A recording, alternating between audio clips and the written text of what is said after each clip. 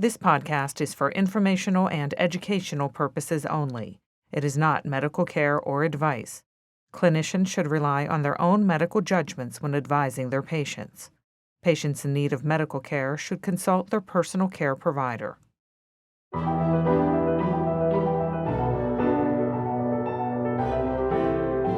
Are you someone who tosses and turns all night? Do you think you will never get a good night's sleep?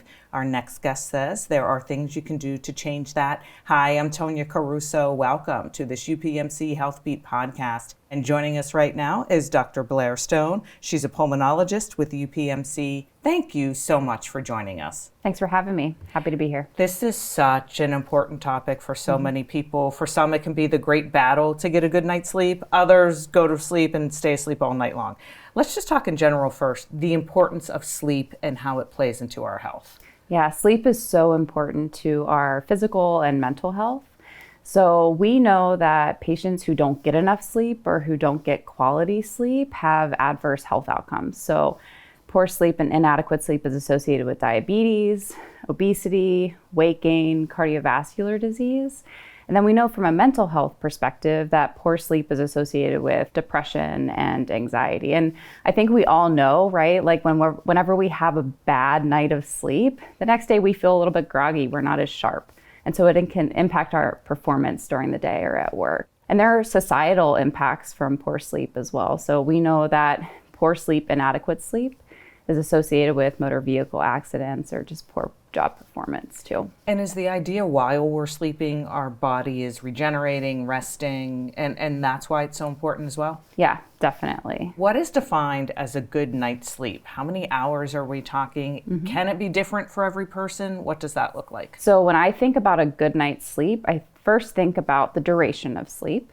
And then I think about what is the quality of sleep that you're getting. Duration of sleep really depends on your age. We know infants need like 16 hours of sleep. It might be very fragmented, but they need 16 hours. A teenager, somebody 13 to 18 years of age, they need 8 to 10 hours of sleep per night. An adult, somebody who's over the age of 18, needs on average about 7 hours of sleep every night.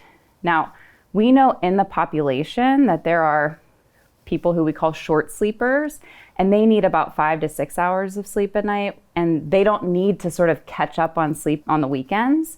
And then there are folks who need 10 to 12 hours of sleep every night. But those short sleepers and those long sleepers are really on the extremes. So most people, the majority of the population, needs 7 hours of sleep if you're over the age of 18.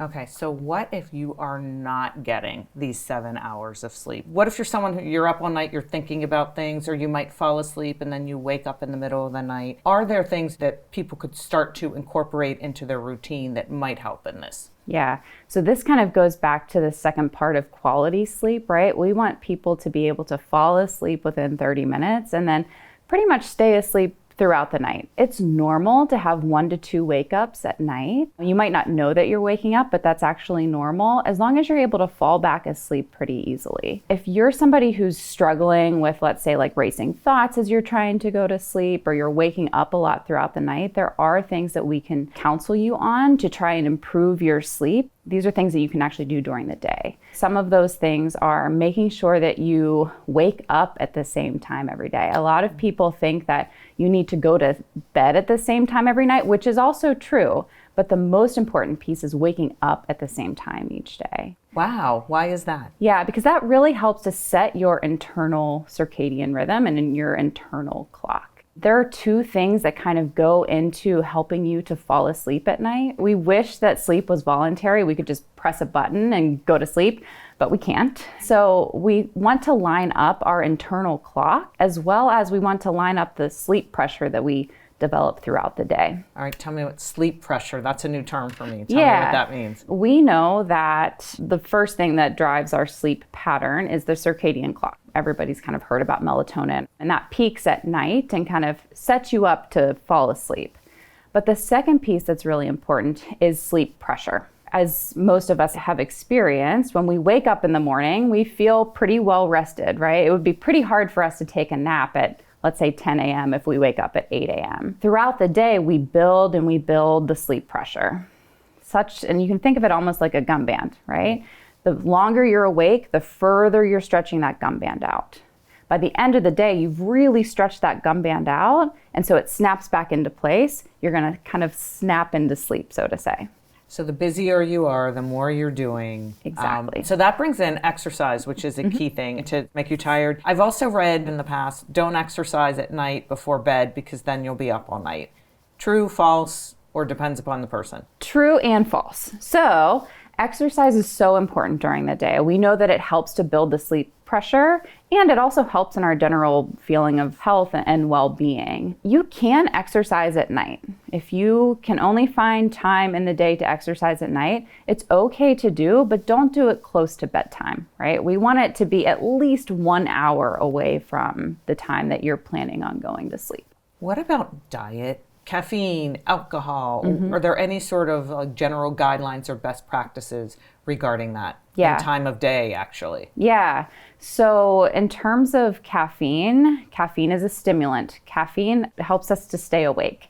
And so when you're trying to go to sleep, you don't want a stimulant in your system. So we generally tell patients if their normal sleep schedule is to go to bed at 10, we tell them to not take in any caffeine past 2 in the afternoon. 2? Yeah. It takes that long for the caffeine to work its way through your system. Yeah.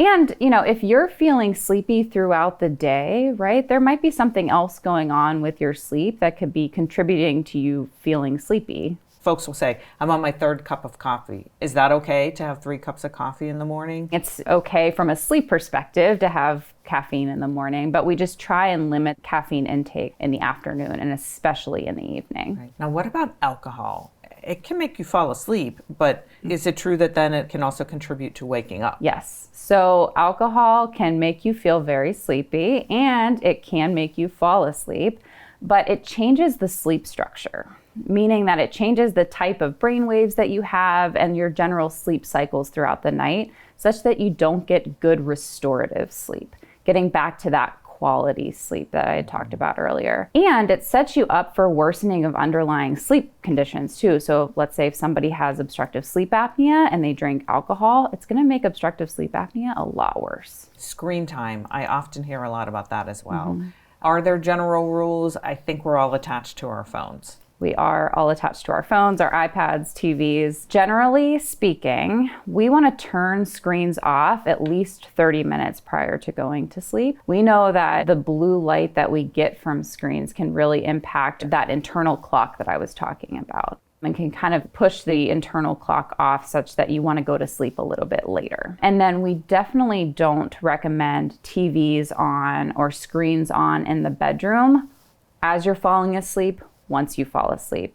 And that's because one of the biggest drivers for helping us wake up is light. And light from that TV screen actually gets through your eyelids, goes into your eyeballs, and tells your brain, hey, wake up, there's light going on, right? And so we tell them to not keep TVs or screens on.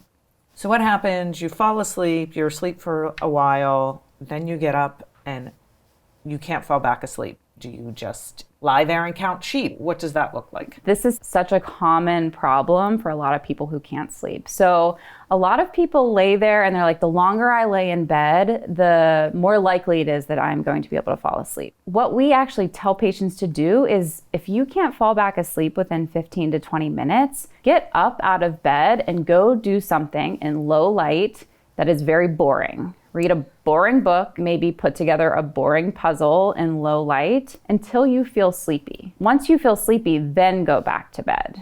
Because tossing and turning in bed while you're awake is just going to make yourself more frustrated, and you're going to associate the bed with being awake. So we just went through and we discussed all of these tips and ideas, but if you're a shift worker, things are drastically different. Talk to me a little bit about that, the challenges that shift workers face, and then things that can help them as well. Yeah.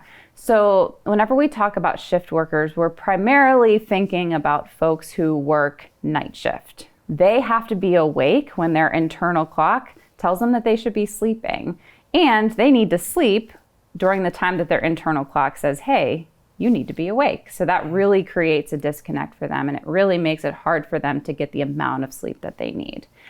And so what we tell folks who work night shift is that your sleep during the day, your sleep space during the day should be set up to promote good sleep.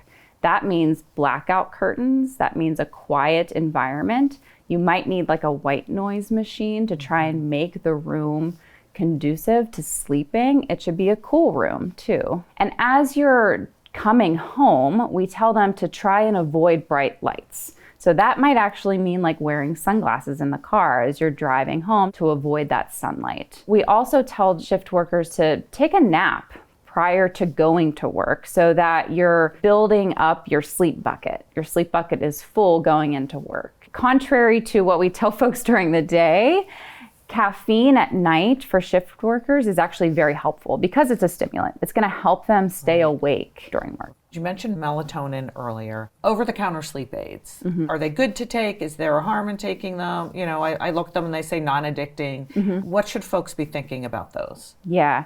So over-the-counter sleep aids, generally as a sleep community, we tend to tell folks to not use over-the-counter sleep aids. There's two reasons. One is the chemicals that go into over-the-counter sleep aids, although they aren't necessarily addictive, they can have side effects and you can build up tolerance to them quickly. A lot of these medications can make you feel very groggy the next day, and you will find that the longer you take over-the-counter sleep aids, the more frequently you need to take them and the higher dosage that you need in order to fall asleep.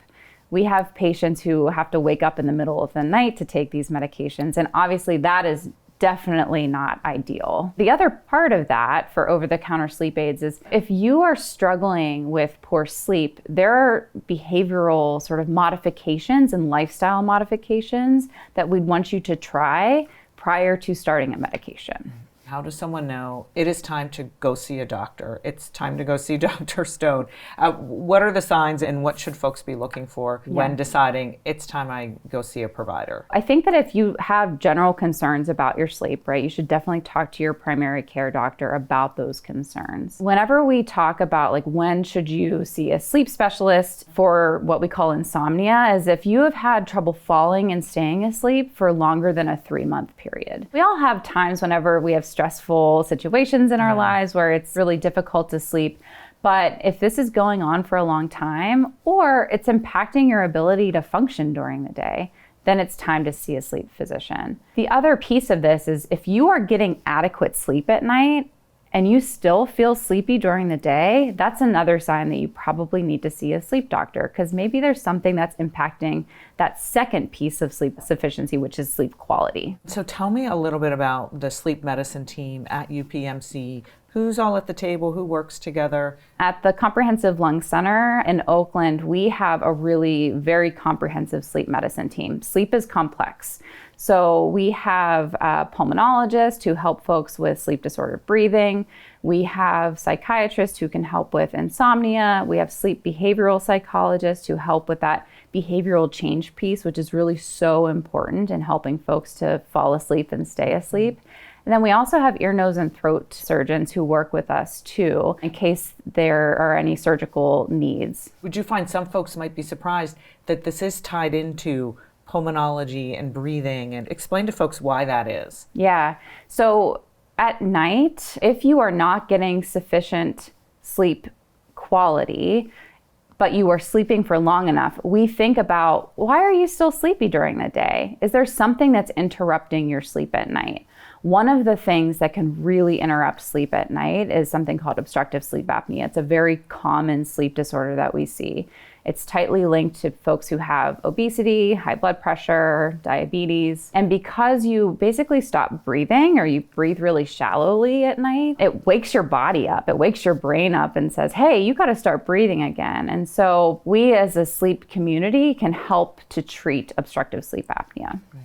All right, so what do you like most about your job? What's a good day on the job for you? I love when I see a patient, they're really struggling with, let's say, having trouble falling or staying asleep. And we talk about sort of these behavioral changes, setting up a sleep schedule, and they come back and they're like, wow, that really worked for me. Another really great feeling is when somebody comes to me and they're sleeping for long enough at night, but they're super sleepy during the day. We find out they have obstructive sleep apnea and they become an excellent CPAP user and they feel great. And they're like, I can't sleep without this. That's also a really good day on the job. Right. So as we close, what do you want to say to people about taking the need for sleep as an important thing that they need to do, contributing to their health, and then if they are struggling, about seeking help? We all know what it feels like whenever you don't get enough sleep or good sleep. And if it's happening on a long-term basis, on a weeks to months basis, you can imagine the effects that it's having on your body. And so,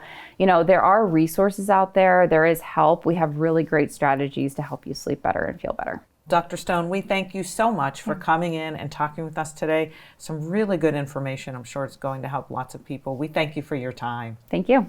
I'm Tonya Caruso. Thank you for joining us. This is UPMC HealthBeat.